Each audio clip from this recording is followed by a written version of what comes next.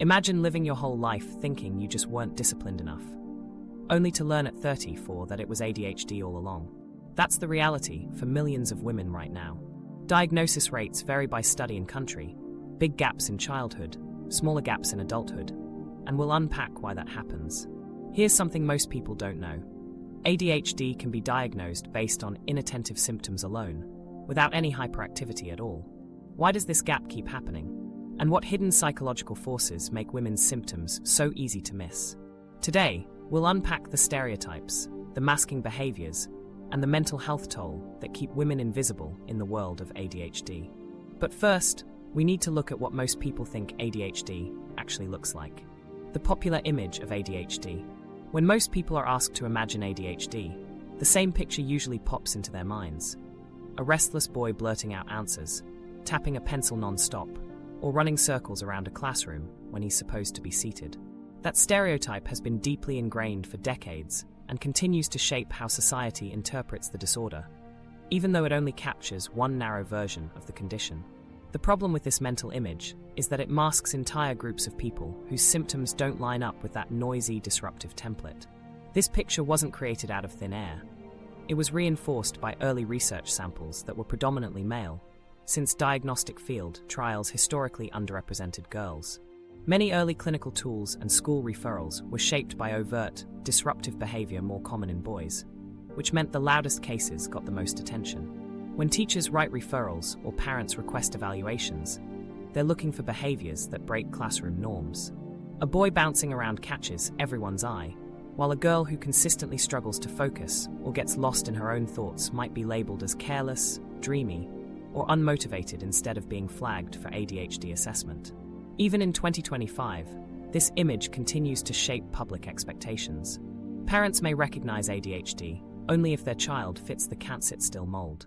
Doctors may hear about restlessness or blurting and immediately connect it to ADHD, but they might not make the same link when someone describes losing paperwork, zoning out in conversations, or forgetting appointments. Research shows boys are still evaluated for ADHD at a far higher rate, but that discrepancy does not reflect actual population differences in who experiences symptoms. Instead, it mirrors who fits the stereotype quickly enough to catch attention. What makes this particularly frustrating is that psychology has acknowledged the broader spectrum of ADHD symptoms for many years now. The diagnostic manuals officially list multiple pathways for ADHD to present, including forms that don't involve hyperactivity at all. Yet the cultural lag continues because stereotypes are simpler to digest than nuanced diagnostic categories. It's easier for people to latch onto one shorthand image than to process a spectrum with multiple legitimate variations. This explains why so many adult women are stunned to receive an ADHD diagnosis later in life. Growing up, they were told they simply weren't applying themselves or that they needed to be more disciplined.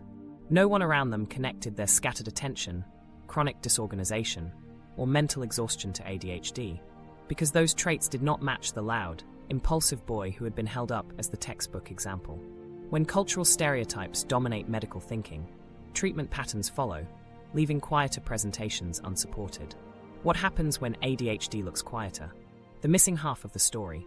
The inattentive profile reveals itself through a specific set of symptoms that often go unrecognized. According to diagnostic criteria, these include difficulty sustaining attention in tasks, making careless mistakes, failing to follow through on instructions, problems with organization, avoiding tasks that require sustained mental effort, losing things necessary for activities, being easily distracted by extraneous stimuli, and forgetfulness in daily activities. What's crucial to understand is that the DSM allows for diagnosis based solely on these inattentive symptoms. Hyperactivity is not required. You can meet full diagnostic criteria without ever displaying excessive movement or impulsivity. Clinical evidence shows that ADHD manifests quite similarly across sexes in diagnosed samples, with only small differences in how people endorse specific symptoms. However, referral patterns and social factors create the appearance of much larger differences in who gets identified. The gap isn't necessarily about biology, it's about visibility and recognition. For many women, these inattentive symptoms form the core of their daily struggles. They might reread the same page in a book multiple times without retaining information, spend hours searching for misplaced keys, or walk into rooms only to forget their purpose. One woman described her experience. "I always thought I was just scattered and needed to try harder. Finally understanding it was ADHD, I felt like someone had given me permission to stop hating myself." These aren't occasional lapses, but constant patterns of disorganization and cognitive fatigue that interfere with functioning across work, school, and relationships. Because these traits don't disrupt classrooms or create workplace conflicts, they rarely draw the outside concern that hyperactive behaviors do.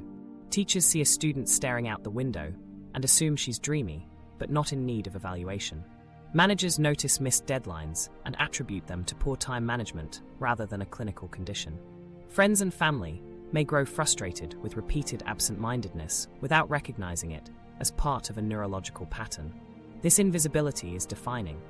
Unless someone knows what to look for, inattentive symptoms blend into everyday personality quirks. The psychological consequences run deep. When symptoms remain unnoticed by others, individuals rely on self-reflection to detect their struggles. That insight is difficult, especially in childhood, when someone lacks language to articulate why focusing feels exhausting or routine tasks seem overwhelming. Without external validation, many girls conclude they're lazy, scattered, or not trying hard enough. Once internalized, these labels shape identity well into adulthood. This explains delayed help-seeking behaviors.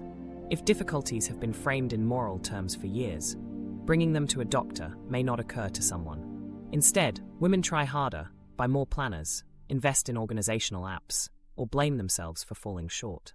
Each failure feels like proof of character weakness, not neurochemical differences. Meanwhile, untreated ADHD quietly undermines academics, career development, relationships, and self-confidence. Even when others notice symptoms, the language used often distorts reality. A girl who forgets homework gets labeled disorganized. A teenager who zones out during lectures is called spacey. A woman struggling with meeting details might be branded unfocused or unmotivated. These seemingly harmless labels carry long-term impact, reinforcing the belief that she's simply inattentive by choice rather than directing her toward professional evaluation. Inattentive ADHD symptoms rarely attract the urgency that hyperactive ones do. A child constantly disrupting class forces intervention because the behavior affects everyone. A quiet student struggling silently doesn't compel teachers to call home or push for support. The lack of disruption works against her, creating an illusion of coping when internally the struggle is immense. Adults may praise compliant behavior without recognizing the mental cost required to maintain it. When women discover later in life that inattentive symptoms alone qualify for diagnosis, the revelation carries mixed emotions. Relief that scattered attention and chronic fatigue weren't moral failings, but anger that years were wasted because no one recognized the signs.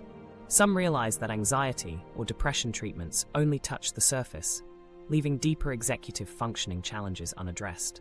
Others recognize that patterns defining their school years, work habits, and relationships weren't personality quirks, but symptoms of a documented condition. To see inattentive ADHD clearly requires shifting perspective from external disruption to internal experience. The disarray happens beneath the surface: constant effort to organize daily life, hours lost to procrastination, exhaustion from managing routines others take for granted. It's an invisible load carrying real psychological weight. Recognizing these signs as more than quirks allows women to finally seek accurate evaluation. But recognition alone isn't enough.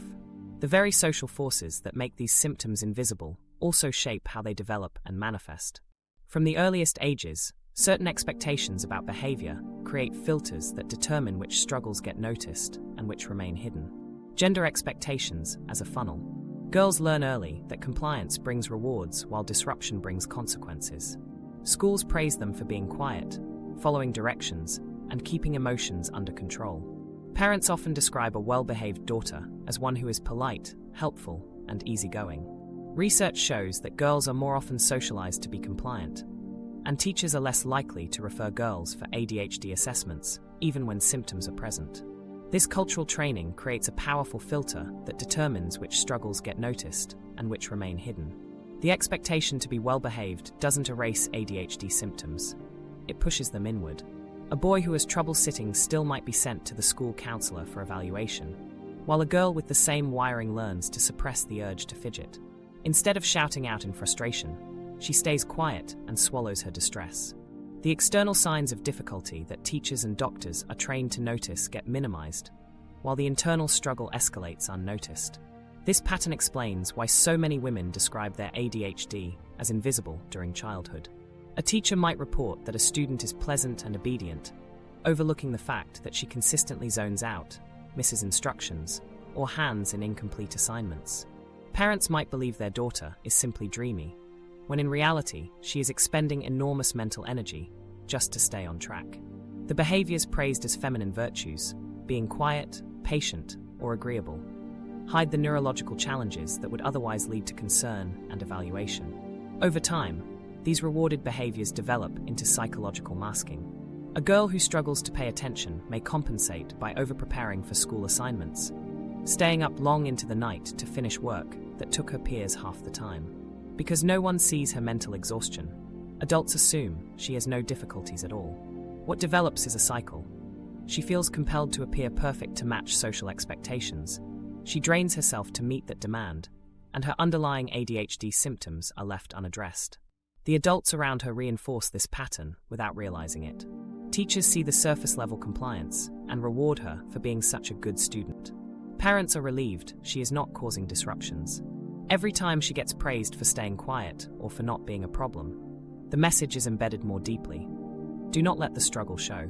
Nobody asks if reading takes her 3 times longer, or if she forgets multi-step instructions minutes after hearing them, because she keeps the difficulties private. The downstream effect is mislabeling. Once a young girl consistently masks her ADHD traits, the symptoms that break through the surface are often emotional rather than behavioral. Instead of racing around a room, she may appear tense, worried, or withdrawn. From the perspective of parents or teachers, these behaviors do not match the ADHD stereotype, so they are often interpreted as signs of anxiety or sadness instead. The original neurological challenge gets hidden behind secondary emotional expressions, leading interventions in the wrong direction. This funneling effect becomes increasingly powerful with age. By adolescence, expectations of how girls should appear intensify.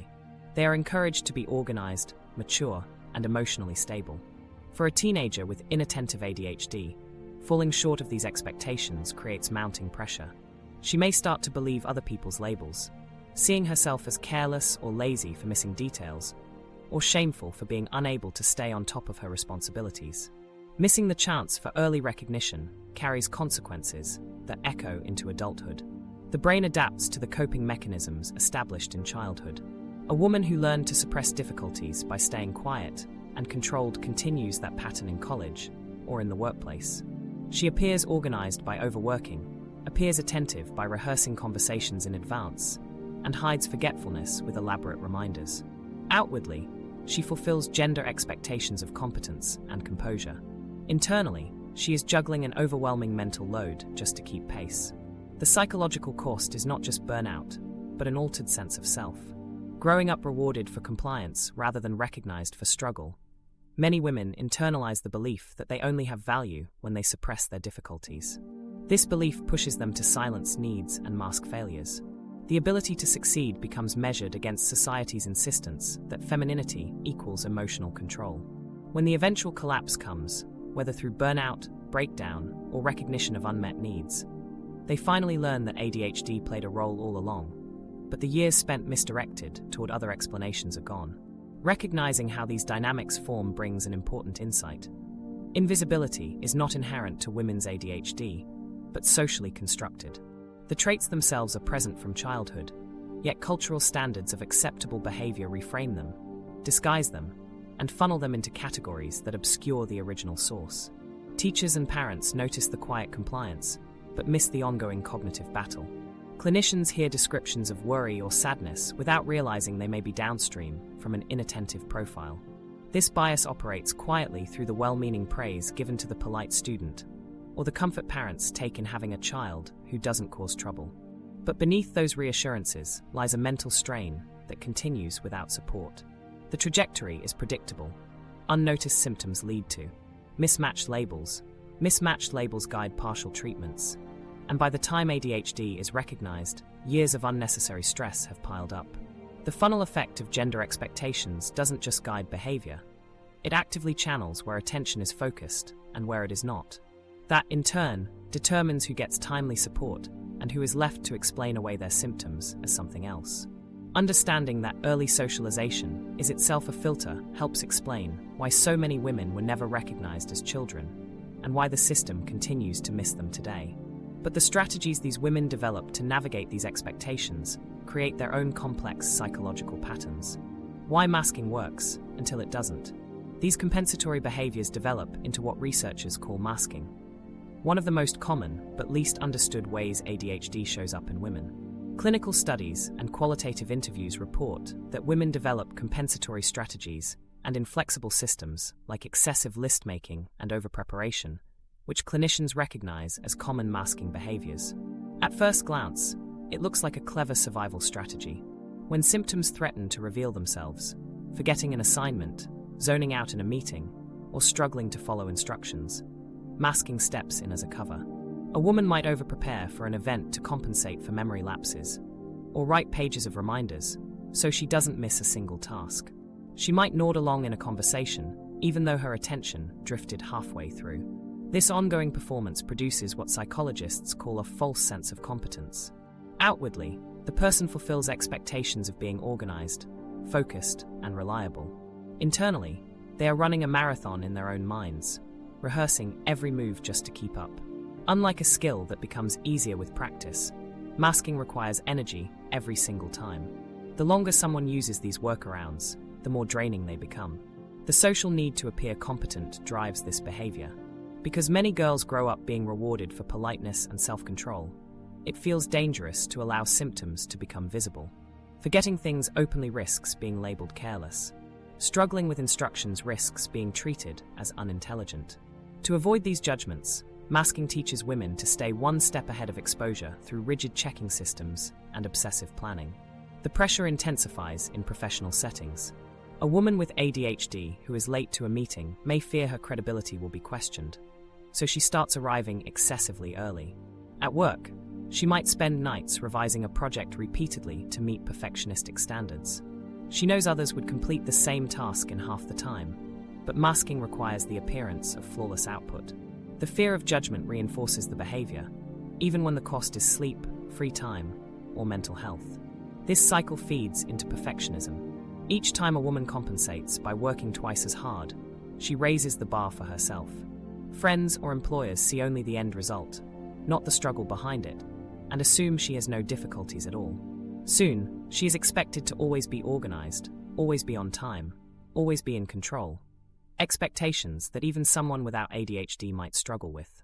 The act of masking transforms into a permanent state of vigilance. Over time, self-criticism grows alongside perfectionism. If the mask slips, if an email is forgotten, if a task goes unfinished, the woman may experience intense shame. She interprets mistakes as proof she is failing, not as signs she is overextending herself.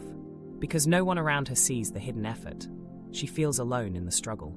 The woman tells herself she must work harder next time, reinforcing the cycle of overpreparation and self-blame. Masking does provide short-term benefits. It can help someone avoid embarrassing mistakes and reduce the immediate risk of being judged. It can even create opportunities, since seeming competent leads to more trust or responsibility. But these benefits are temporary and come at a steep cost. What once felt like small adjustments, writing more lists, rehearsing scripts before conversations, spending extra hours triple-checking work, eventually becomes unsustainable. Burnout is the inevitable result. The effort required to maintain appearances drains emotional and cognitive resources. Instead of relief, success brings dread. I got through this project, but can I keep it up next time?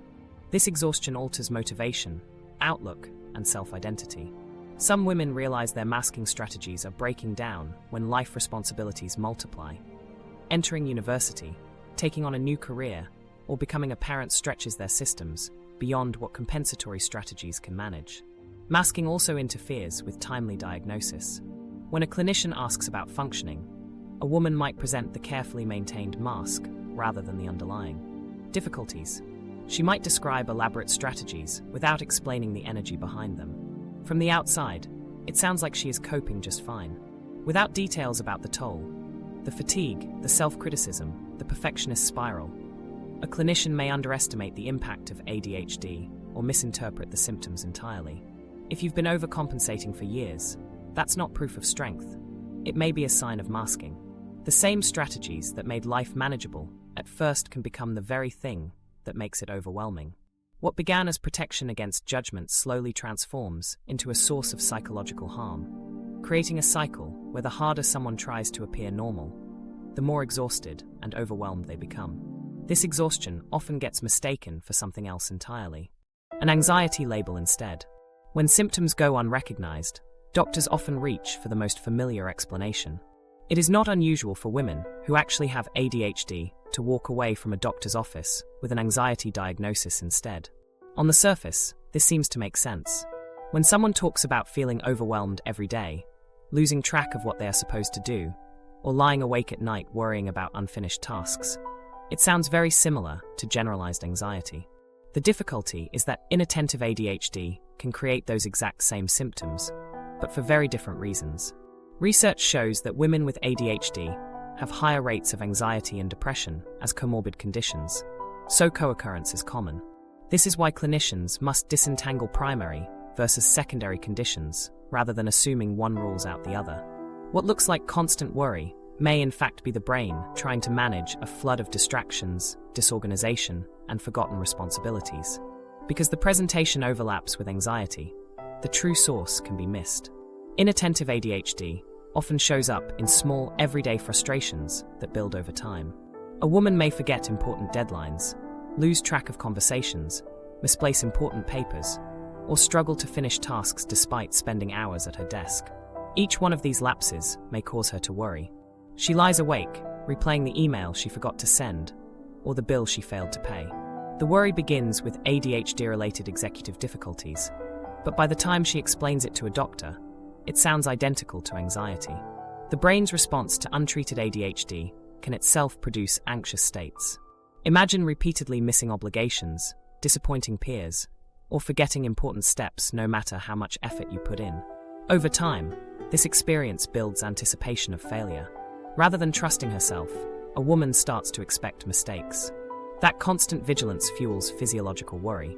She is not only distracted and disorganized, she is now anxious about being distracted and disorganized. This secondary anxiety compounds the original ADHD, making it even harder to separate one condition from the other. The key diagnostic distinction lies in the triggers. When anxiety spikes are tightly linked to task disorganization, missed deadlines, or forgotten responsibilities, ADHD may be primary. A woman might feel calm when supported by structures or reminders, but intensely anxious the moment she remembers something important was forgotten. By contrast, anxiety that is diffuse and unrelated to organizational challenges suggests a primary anxiety disorder. This nuance can be missed unless someone is specifically evaluating both conditions side by side. The mislabeling cycle becomes self-reinforcing. Once anxiety is written in the chart, the woman may be given standard treatments like therapy, focused on worry management, or medication for anxiety. While these approaches can help reduce surface-level tension, they do not address the executive skill deficits caused by ADHD. The missed emails, late assignments, and lost belongings don't stop happening. Each setback reignites frustration, which in turn revives the very anxiety the treatment was supposed to calm. From the patient's perspective, this creates confusion. Some treatments may offer partial relief. Mindfulness may help with emotional regulation, but it won't fix poor time management. Anti-anxiety medication may blunt the panic before a deadline, but it won't prevent the deadline from being forgotten. Over time, the individual sees a gap between effort and outcome. She follows clinical advice, but still ends up caught in the same loops of missed tasks and self-criticism. Anxiety diagnoses also persist because they align with cultural expectations. Women who describe constant stress are readily understood as anxious, whereas describing attention lapses may be seen as normal forgetfulness or even brushed off as lack of discipline. It is socially safer to claim anxiety than to risk being labeled careless. This means even the way patients frame their own struggles can skew the diagnosis. To avoid mislabeling, there are 2 practical steps that can help when speaking to clinicians. First, bring specific daily examples that show the connection between organizational struggles and emotional distress. Instead of saying, "I feel anxious," try, I panic when I realize I've forgotten another important deadline. Second, bring an informant, a family member, partner, or old teacher who can provide childhood history. This outside perspective often reveals patterns that were dismissed as personality quirks, but actually point to ADHD. The costs of mislabeling are significant. Weeks, months, or years of potential ADHD support may be lost to treatments addressing only the stress response. During that time, self-worth deteriorates. A woman may come to believe she is deficient in emotional control rather than recognizing she is battling a neurological disorder. With each cycle of incomplete treatment, her trust in clinical help erodes. For women, the revelation that ADHD was the root cause all along can be staggering. What they assumed was an uncontrollable worry disorder turns out to be secondary to an attention condition. This not only reshapes treatment, but reshapes self-understanding. Anxiety no longer feels like a mysterious failing of resilience. It begins to look like a rational response to years of unfinished tasks, strained schedules, and missed opportunities. The overlap between ADHD and anxiety is therefore less about one being mistaken for the other, and more about one disguising the other. Inattentive symptoms like disorganization or difficulty sustaining mental effort create stress, which manifests as worry, which then dominates the clinical conversation. Without digging into the origins of the stress, the obvious label of anxiety wins out. Understanding that anxiety and ADHD are separate, though often linked, allows for more accurate diagnoses and more comprehensive care. But when the wrong label persists for years, the psychological damage accumulates in ways that go far deeper than worry alone. The depression spiral. The emotional toll extends far beyond worry into something much heavier. Living day after day, without knowing you have ADHD, often sets up a cycle of repeated failure. A woman might sit down with the best of intentions, determined to finish a project or meet a deadline, only to lose focus halfway through and scramble to catch up later. She may promise friends or partners that she will stay on top of important plans, but forget key details or show up late despite trying her hardest. Over time, school assignments, workplace tasks, and even household responsibilities fall through the cracks. None of this comes from a lack of effort, but from ongoing difficulties in sustaining attention and organizing steps. Each of these small failures wears down self-esteem. People can handle the occasional mistake, but when errors feel constant and inescapable, the interpretation changes. Instead of thinking, "I missed this step today," the thought becomes, "I can never get it right." Self-criticism grows louder with each setback, and many women report a persistent sense of guilt or shame. They may see themselves as unreliable or incapable, even though the problem stems from untreated ADHD symptoms. Over the years, that corrosive effect on self-worth can build into something heavier, a deep sense of hopelessness that resembles classic depression. Research shows that untreated ADHD significantly increases risk for depression, lower self-esteem, and functional impairment, which is why early identification matters so much. Unaddressed inattentive ADHD puts additional pressure on daily living. Simple routines like keeping a calendar, paying bills on time, or remembering to bring needed items for work require so much effort that life feels like a never-ending balancing act. Each day brings a new worry about what might be forgotten, and each week piles up more evidence of things left undone. This level of stress compounds over time, transforming from trouble with focus into a pervasive belief that life is unmanageable. Many women describe this experience not in terms of clinical symptoms, but in terms of identity. The recurring question is, what's wrong with me? They watch as others seem to handle everyday responsibilities without breaking down, while they struggle silently to keep track of the basics. This comparison heightens feelings of inadequacy. Instead of questioning whether undiagnosed ADHD might be at play, the narrative becomes self-blame. They may believe they are lazy, unmotivated, or fundamentally flawed. Hearing the same labels from teachers, parents, or employers only confirms this distorted self-image. One of the more insidious features of this depression is that it often hides in plain sight. Many women with ADHD develop a polished exterior, smiling, organized enough on the surface, and socially engaged. People around them may view them as competent or even admire their apparent composure. Inside, however, they feel exhausted, scattered, and constantly behind. This mismatch between external image and internal reality means few people around them realize the depth of their struggle. What looks like emotional stability is actually another form of masking, where depression is held out of sight to avoid judgment. Hiding depression does not reduce its impact. Daily functioning becomes harder as motivation drains away. The thought of starting a project sparks dread, since previous attempts ended in disappointment. Social connections become strained, not because of lack of care, but because showing up reliably feels impossible. For some women, this withdrawal from connections adds loneliness to an already heavy load, reinforcing the spiral. They want to explain their difficulties but cannot find the words, because for years they have been taught to attribute those struggles to character flaws instead of a neurological condition. The problem is complicated further by how depression is typically understood in clinical settings. Many clinicians focus on mood symptoms, sadness, lack of interest, fatigue, irritability. Those are valid markers, but if the conversation stops there, the bigger picture of executive impairment may go unnoticed. A woman describing low motivation might actually be describing the cumulative effect of endless failed attempts at organization. Fatigue might stem not only from depression itself, but from the exhausting effort of masking ADHD each day.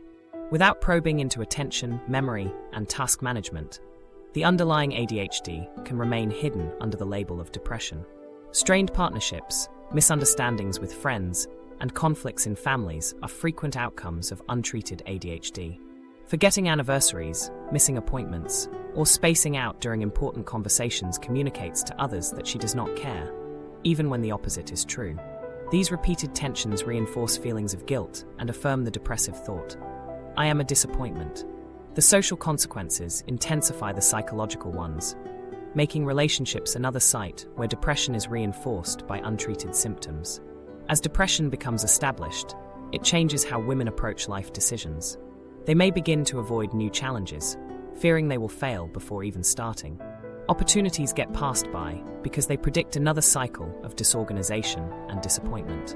Academic ambitions are lowered, careers are stalled, and personal goals shrink, not due to lack of talent, but from eroded belief in their own ability to succeed. Importantly, depression here is not a random co-occurrence, but a logical extension of unmet needs. The self-blame, the hopelessness, the fatigue, all stem from a mind fighting battles it never had the right tools to manage. When ADHD goes unseen, women are left to take the blame themselves. They carry invisible failures alone and push forward with the belief that they must simply try harder. When that fails, despair fills the gap. Once this connection becomes clear, the perspective shifts. Instead of wondering why depression struck out of nowhere, it is recognized as part of a chain of cause and effect. Missed expectations, repeated failures, self-criticism, hopelessness, and finally, depressive symptoms. This lens reframes depression not as weakness, but as a natural consequence of living with ADHD without support. If you recognize this pattern in yourself, seeking an ADHD evaluation could be the first step toward understanding what's really been happening all these years. The tragedy is that this entire spiral could be prevented with earlier recognition. But for too many women, that recognition comes only after decades have already passed. The consequences of late diagnosis. When that recognition finally arrives, it often comes years too late. Research consistently shows that females are diagnosed with ADHD later than males, with studies reporting mean diagnosis ages that can be several years later across clinical databases. This delay may seem modest in statistical terms, but across a person's life, it marks entire chapters of school, early work experiences, and developing relationships that unfold without proper recognition or support. By the time ADHD is correctly identified in adulthood, much of the self-image has already been shaped around the belief that struggles with focus, organization, and follow-through were personal flaws rather than neurological differences. The personal experience of late diagnosis creates a complex emotional landscape. Many women describe the moment of recognition in paradoxical terms. It brings both relief and grief at the same time. Relief comes from the sudden validation that past failures weren't about being lazy or unintelligent. Entire life stories are reframed as the lost assignments, missed deadlines, and endless hours of overwork to appear competent suddenly make sense. At the same time, grief takes hold because the diagnosis arrives years too late, with the realization that they carried a heavy burden alone when effective strategies and treatment might have been available from the start. The life costs accumulate across multiple domains. In education, undiagnosed ADHD often plays out as underachievement relative to potential. with girls described as bright but inconsistent, capable in bursts but unable to sustain effort across longer projects. Career paths become altered by misunderstandings, as women work twice as hard as colleagues for the same results while missing promotions due to being labeled inconsistent. Relationships suffer as forgetting appointments, zoning out during conversations, or showing up late gets interpreted as carelessness rather than neurological differences, leading to years of strained connections and guilt that becomes cemented into self-perception. At a systems level, the cumulative impact is enormous. Clinical and registry studies link untreated ADHD to increased risk of adverse outcomes, including educational underachievement, employment instability, and increased mortality risk. When millions of women are misdiagnosed or ignored for years, these costs ripple outward through healthcare demands, workplace losses, and strained family relationships. From a systemic perspective, delaying recognition wastes both human potential and resources, because treatable challenges mutate into larger struggles that require greater intervention later on. The process of rewriting one's life history after diagnosis can be both healing and disorienting. Retrospect becomes colored with new explanations as moments once interpreted as evidence of laziness are now relabeled as struggles caused by inattentive ADHD. School years once remembered with shame are reframed as examples of unrecognized neurodiversity. This reassessment brings tears of recognition, but also requires grieving a version of life they believe they might have lived if only clarity had come sooner. Even after diagnosis, adjustment is rarely simple. Practical support may finally enter the picture through medications, therapy, coaching, and community, but old habits of self-blame often linger. A woman used to hiding her struggles may resist accommodations at work or fail to advocate for herself, believing she must prove competence without help. Changing this mindset requires not just individual therapy, but cultural recognition that ADHD in women is real, common, and just as disruptive as the hyperactive version most people expect. The emotional arc that follows late diagnosis illustrates just how life-transforming timely recognition could be. Early diagnosis means more than just symptom management. It allows girls to grow up understanding themselves accurately, instead of mislabeling their struggles as personality flaws. It saves careers from years of unnecessary detours, preserves relationships from recurring strains, and spares self-esteem from the corrosive effects of constant failure. For women, receiving validation at the right time can mean the difference between living under a cloud of confusion and growing with a clear sense of identity. That is why the cost of late diagnosis is not simply personal, but societal. Every year that ADHD in women goes unrecognized represents lost opportunities, needless suffering, and wasted potential that could have been avoided with more accurate recognition from the start. But understanding these costs is only the beginning. The real question becomes how to spot what has been hiding in plain sight all along. Recognizing the invisible signs. The clearest way to identify what has been overlooked is to examine the specific patterns that define inattentive ADHD. When you strip away the stereotypes about ADHD being all about hyper kids running around, you start to see that many of the real signs, especially in women, are so ordinary that they slip by unnoticed. People expect restlessness, but what they often encounter in women is something quieter. The scattered desk, the pile of unfinished to-do lists, the mental fog after basic tasks. None of that looks extraordinary. It just looks like everyday forgetfulness or fatigue. Take organization, for example. Does chronic disorganization happen daily or only occasionally? Many women with inattentive ADHD describe how impossible it feels to keep things in order, even when they try very hard. Simple attempts to manage a week's schedule can turn into scattered sticky notes, planners abandoned after a few pages, and constant frantic reshuffling of priorities. To most observers, it might look like someone who just hasn't found the right system yet. But when this struggle with order and follow-through persists across every stage of life despite constant effort to improve, it points toward a neurological pattern rather than a casual planning issue. Forgetfulness follows the same pattern. Does this disrupt daily life, or happen only under stress? Everybody occasionally loses their keys, or forgets why they walked into a room. But in inattentive ADHD, this happens so persistently that it creates real consequences. A woman may intend to pay a bill, only to discover weeks later that late fees have piled up. Or she may miss important appointments simply because the reminder slipped her mind in the moment and never returned. When forgetfulness happens daily and disrupts key responsibilities, it moves beyond normal lapses into clinical territory. Another invisible sign, often described, is zoning out. Does this prevent you from finishing work or strain your relationships? It may look like daydreaming during a conversation, staring at a page without absorbing information, or losing track of time while trying to complete a simple task.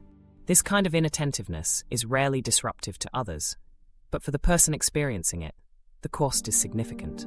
Instructions get lost halfway through, reading takes far longer than it should, and social connections can become strained when others interpret the distraction as disinterest.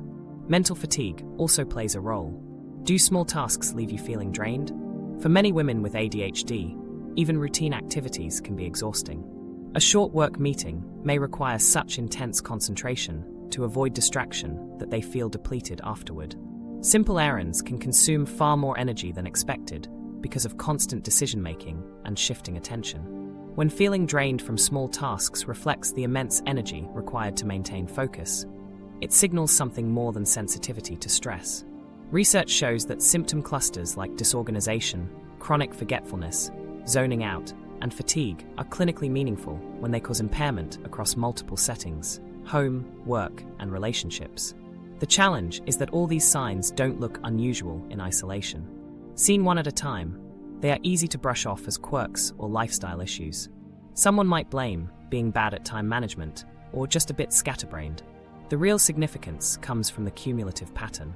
When these traits persist throughout life and interfere with multiple areas, they stop being quirks and become clinical markers. Unfortunately, the ordinary appearance of these traits often delays help seeking.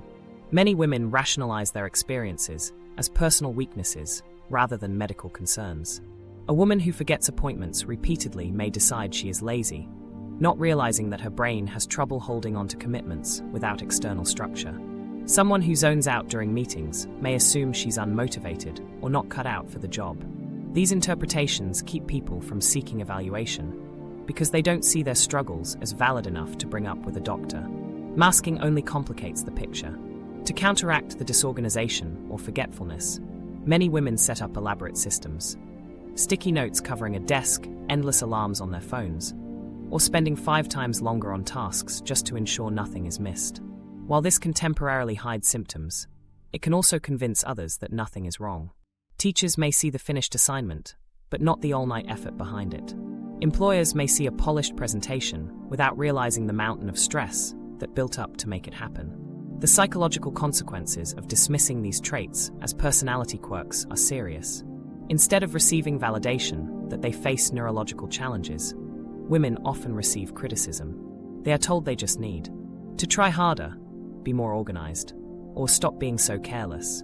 Internalizing this kind of feedback reinforces self-blame and sets up years of unnecessary shame. Recognizing inattentive ADHD, therefore, begins with reframing the ordinary. Consider how different the outcome is when these signs are understood in context.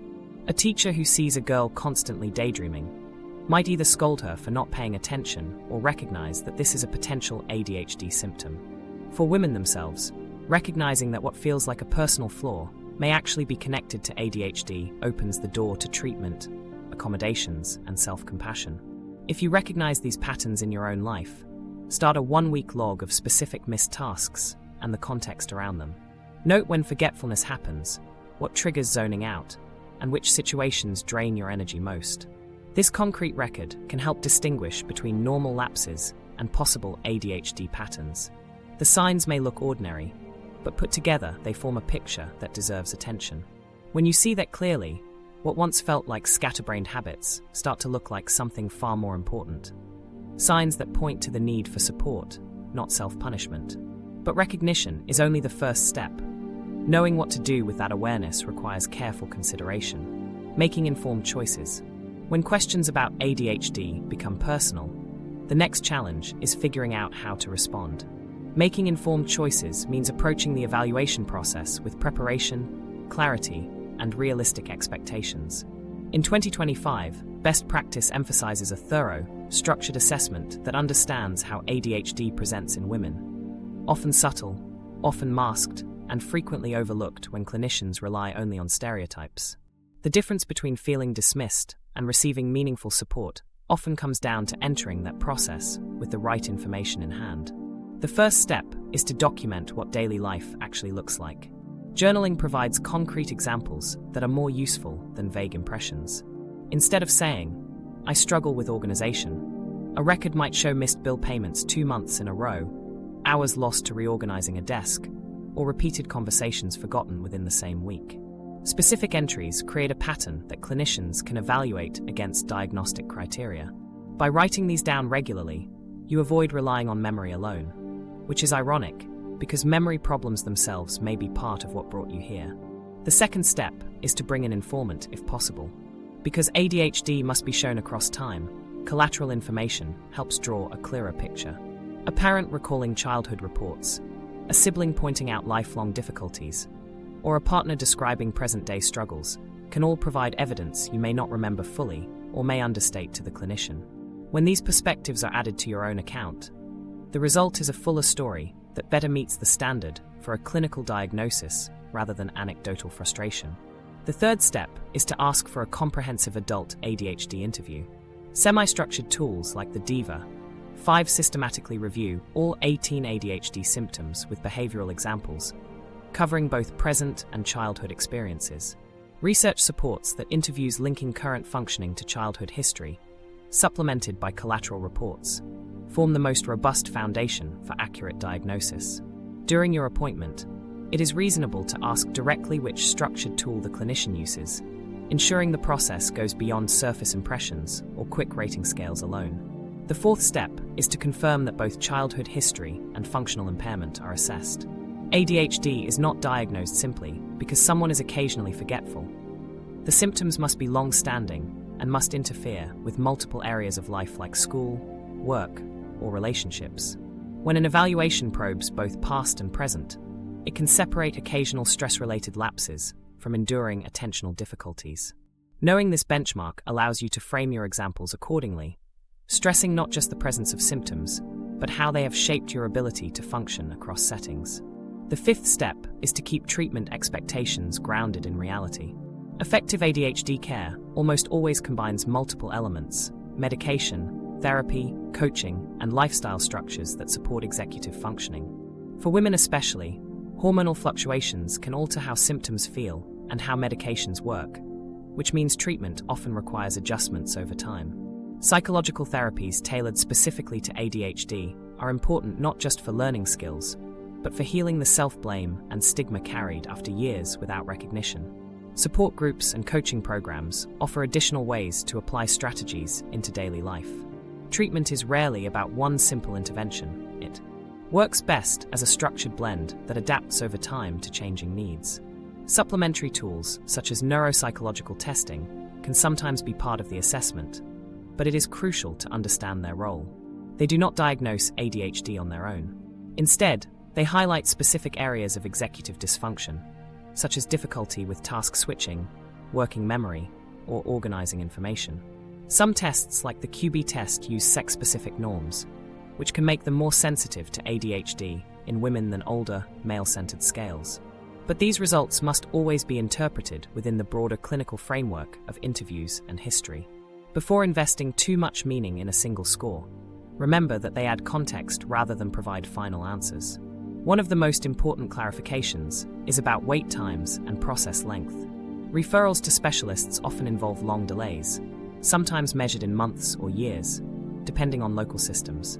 Multiple appointments may be needed to reach full assessment, especially if history and collateral reports are required. Knowing this in advance prevents discouragement. It does not mean your concerns are invalid. It is a reflection of system backlogs and the complexity of evaluation. Approaching the process with patience and continuing to document symptoms week by week strengthens the evidence that will eventually be reviewed. Barriers along the way are unfortunately common. Women frequently report being dismissed by primary care professionals who attribute their difficulties to stress, depression, or simply personality. Some are told they are too old for ADHD. Others are discouraged from seeking referral due to waitlists. This is why being prepared with written documentation, an informant, and knowledge of diagnostic standards increases the likelihood of being taken seriously. Remaining insistent is not overreacting. It ensures that the evaluation is comprehensive enough to reflect your lived reality. Diagnosis itself is often a turning point. Many women describe the moment as liberating because it reframes years of confusion through a more accurate lens. Yet relief is often accompanied by grief for what might have been different with earlier recognition. Internalized stigma can also complicate acceptance, making women feel they should continue proving themselves even after diagnosis. That is why post-diagnosis support should not only build forward strategies, but also help process the past through ADHD-focused therapy, trauma-informed counseling, or community groups where experiences are shared without judgment. Assessment, when conducted thoroughly, is not about labeling minor quirks. It is about understanding whether patterns of inattention, disorganization, and fatigue have caused measurable impairment across life.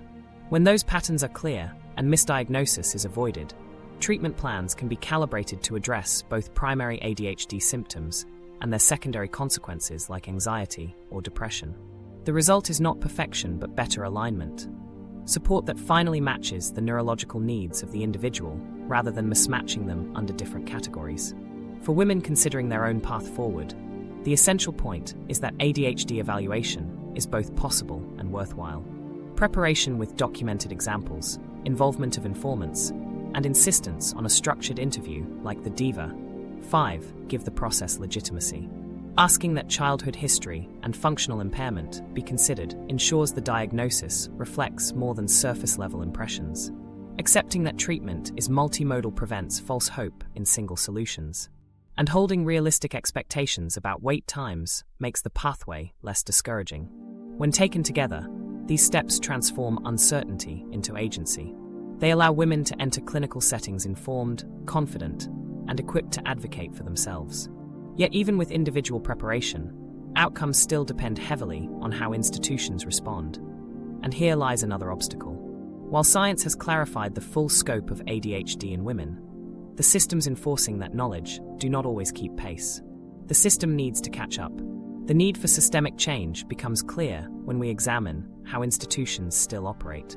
The structures most women encounter, schools, clinics, workplaces, even the justice system, rely on outdated assumptions, and those assumptions make invisibility the norm. In recent years, researchers have shown that men and women with diagnosed ADHD display more similarities than differences. Clinical data from 2025 finds only minor symptom variations once diagnosis occurs, which suggests that the larger issue isn't biology, but bias in how people are referred for help. The challenge is not whether ADHD looks different in women, but whether the systems designed to detect it know how to look. Consider where diagnostic tools came from. The earliest checklists were built on studies of boys who displayed obvious hyperactive behaviors, fidgeting, running around, blurting out answers. These became the hallmark criteria. Those same patterns were carried forward into training materials for teachers, pediatric guidelines, and screening forms used decades later in adult clinics. As a result, inattentive symptoms like forgetfulness, poor organization, or zoning out were treated as less important. The system, in practice, elevated what boys displayed most often and downplayed what girls struggled with quietly. Even today, many assessments still begin from those male-centered tools, reproducing the same blind spots. This historical bias filters directly into school experiences. Teachers are often the first link in the referral chain. Yet teacher referrals usually respond to disruption rather than internal struggle. A boy who can't sit still is flagged immediately. A girl who silently zones out is overlooked. Training for educators rarely emphasizes inattentive symptoms, so a child working twice as hard to mask her struggles appears to be coping when in reality she is not. The institutional habit is to activate support only when behavior disturbs others. In practice, this means a student must inconvenience the classroom before the system pays attention, leaving compliant girls without recognition. The same blind spots extend to healthcare. A woman reporting mental fatigue, missed deadlines, or chronic disorganization may not fit the expected template for ADHD. If her account emphasizes exhaustion, emotional strain, or worry, the clinician may interpret it as generalized anxiety or depression. Without updated training, many primary care doctors miss the underlying executive dysfunction completely. This matters because, in many regions, general practitioners act as gatekeepers to specialists. If that first step is blocked by outdated assumptions, the evaluation process never even begins. Long wait times for specialists only compound the issue, setting up barriers that delay or prevent proper recognition entirely. Advocacy groups highlight these bottlenecks as structural, not individual, failures. They argue that personal awareness does little to solve the problem if the system itself is outdated. Their campaigns push for education across healthcare providers, asking for screening tools that include inattentive symptoms and examples of hidden struggles like masking behaviors. Without these modifications, official diagnostics continue to prioritize hyperactive markers, keeping the diagnostic net tilted toward the same male-centered stereotypes. For women, this means walking into clinical settings with valid symptoms, but leaving without recognition simply because their experiences fall outside what the checklist recognizes best. Education policy holds a parallel dilemma. ADHD is legally recognized as a disability, and schools have mandates to provide reasonable accommodations. Yet accommodations typically require a formal diagnosis before they can be granted. Girls who are underdiagnosed end up excluded from the very supports designed to help them. This creates a circular trap. A diagnosis is needed to access strategies like extra exam time or academic coaching, but the diagnostic system itself fails to recognize many girls in the first place. A proactive approach would allow schools to respond to functional needs even before paperwork is finalized, and to train teachers more thoroughly in recognizing inattentive profiles rather than just disruptive ones. Workplaces follow a similar pattern. Women with a diagnosis may be entitled to adjustments like flexible schedules or organizational tools. Yet disclosure requires confidence in that diagnosis, and stigma still silences many from asking. Without recognition, difficulties with deadlines, meetings, or task management are often treated as personality flaws rather than legitimate impairments. This leaves women compensating privately while appearing to function well enough on the surface, often through exhausting masking strategies that elevate the risk of burnout. Employers may provide productivity tools, but if broader organizational policies do not account for ADHD, the responsibility falls entirely on individuals, reinforcing the cycle of overwork and collapse. The justice system presents another stark example.